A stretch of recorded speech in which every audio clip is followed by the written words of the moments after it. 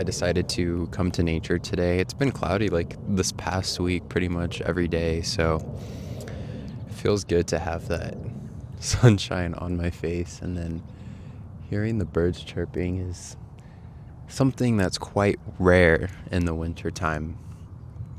And I love that sound. It always brings me just a sense of like groundedness, that everything is okay. I don't know if the mic is picking up on it, but there's all kinds of different birds and all these trees making sounds. So anyway, I was thinking a lot about what I wanted to talk about in today's video, and the thing that kept coming to mind is shame and autism, and how I have dealt with so much shame because of my autism. And now I'm at a place in my life where I wouldn't use shame to describe how I feel about myself or about my autism. Before I knew that I was autistic, I was trying my best to fit into this world as someone who I wasn't. I thought I was neurotypical, and I thought I was just really, really bad at being a human. I thought I was really bad at all the things that society tells us we need to do and that we need to be. And I think that this is kind of what started this shame cycle, because I was always trying to mask and trying to camouflage myself, a lot of it subconsciously, because I thought that if I just tried a little bit harder, if I just changed this thing about myself, or if I just changed that thing about myself, then I could fit in. And only to find out that nope, it still didn't work.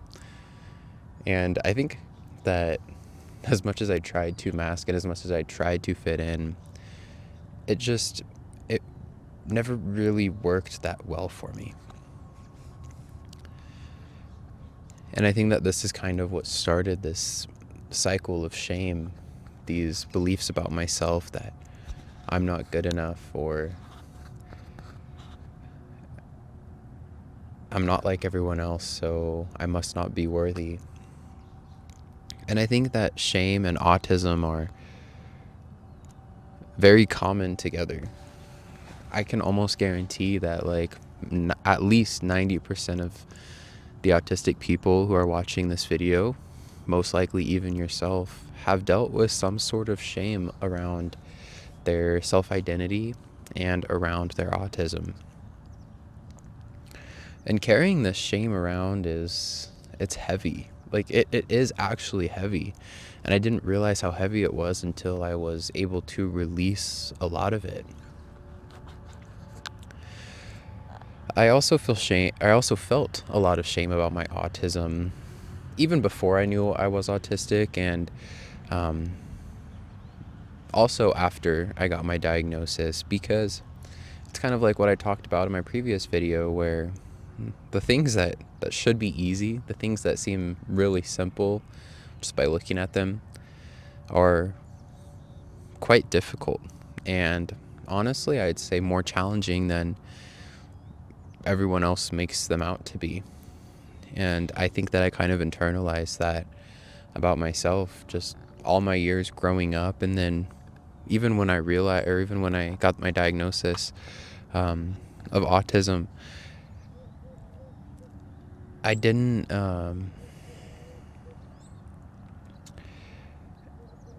yes, yes, the autism diagnosis explained a lot, but I still didn't know what to do with that.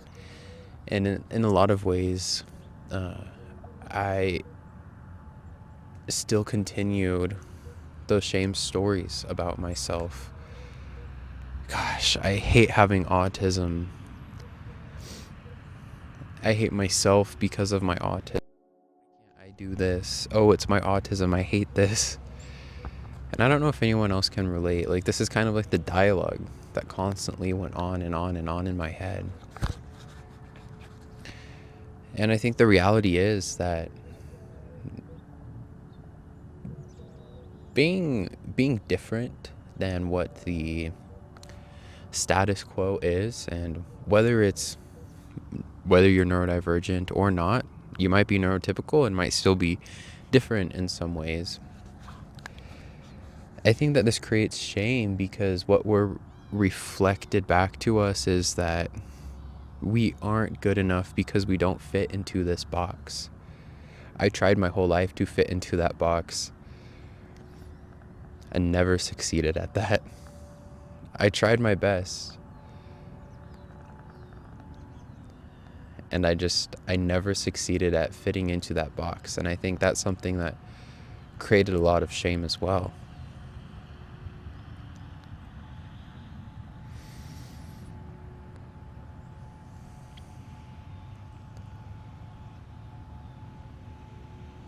Shame is one of those things that if we want to be able to live a life where we feel free, where we feel empowered, however that looks to us, we have to find ways to release it.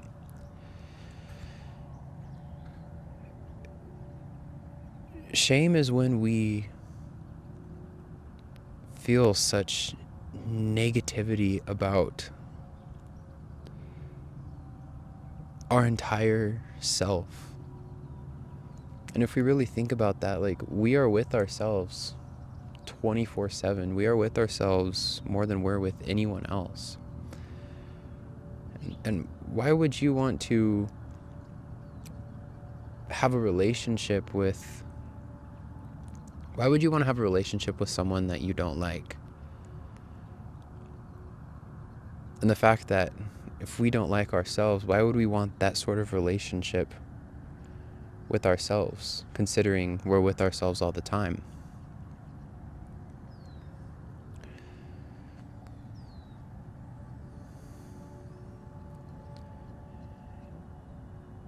And we must nourish that relationship with ourselves, and we must put energy and effort into that relationship with ourselves. And I don't think that shame is something that goes away overnight.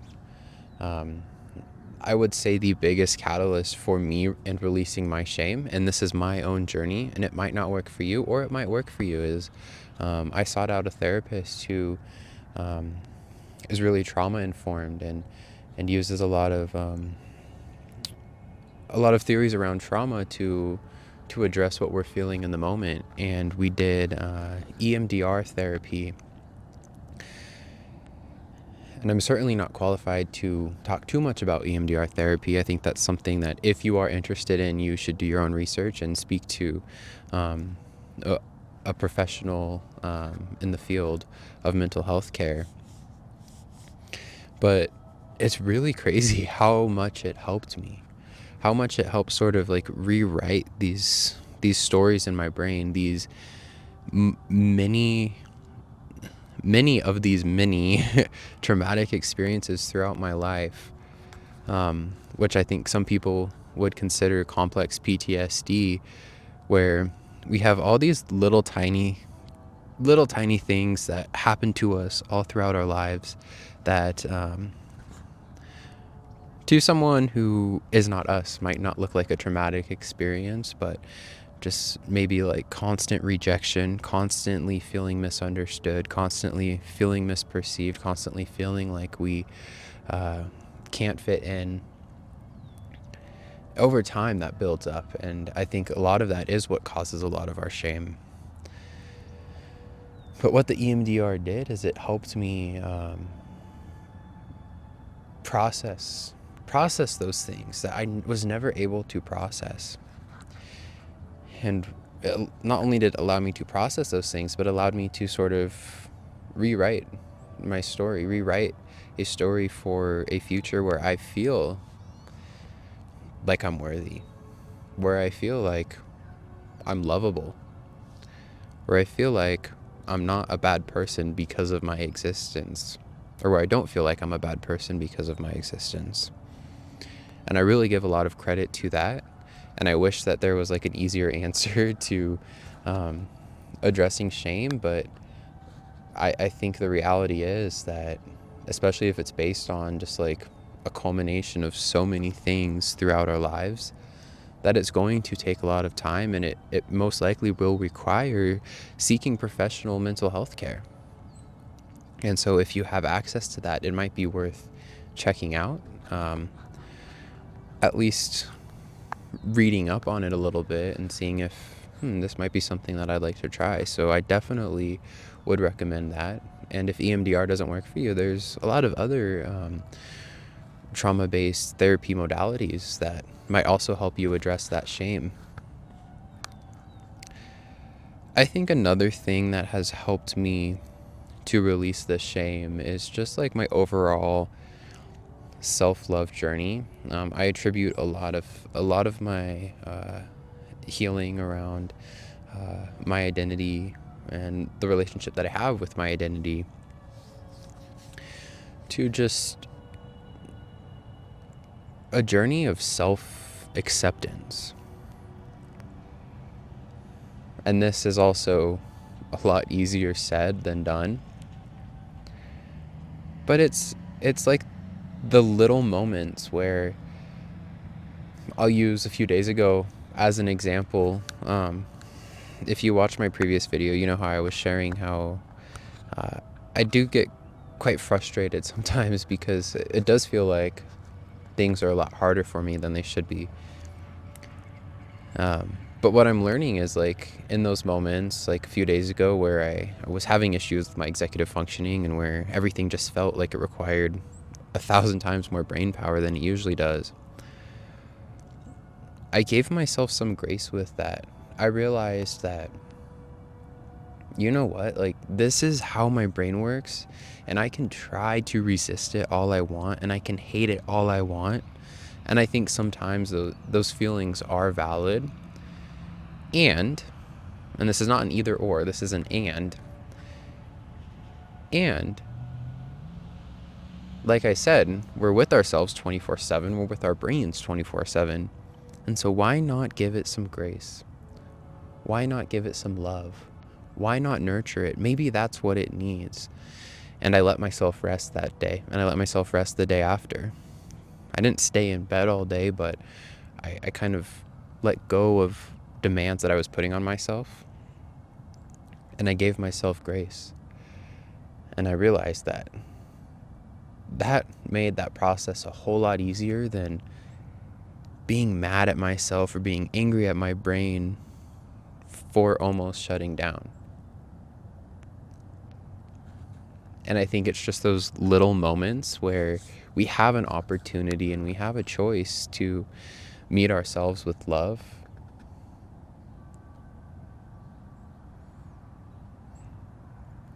as opposed to hating ourselves. And doing those little things, such as giving yourself grace, such as accommodating your needs and understanding that accommodation is an act of self-love. I think that builds up over time as well. So if you experience shame, whether it's around your autism or it could be anything, it really could be anything, I want to remind you that how you feel is valid. I think for a while that shame might have helped you. That shame might have helped you in a lot of scenarios where you might have felt unsafe. But also, in order to grow into in order to grow into the best version of yourself, however that looks to you, I can almost guarantee that shame is probably no longer serving you, and it will no longer serve you in the future. And I think watching this video is one step to releasing that. And I'm really proud of you for being here. I'm proud of you for showing up and at least trying to have a better relationship with yourself. And I think the fact that you're at least trying shows that there is still self-love there. There is still something there that just needs a little bit more fire in there. Just cultivate that a little bit more, and you'll start to realize what what self-love really looks like in a way that's unique and perfect to you.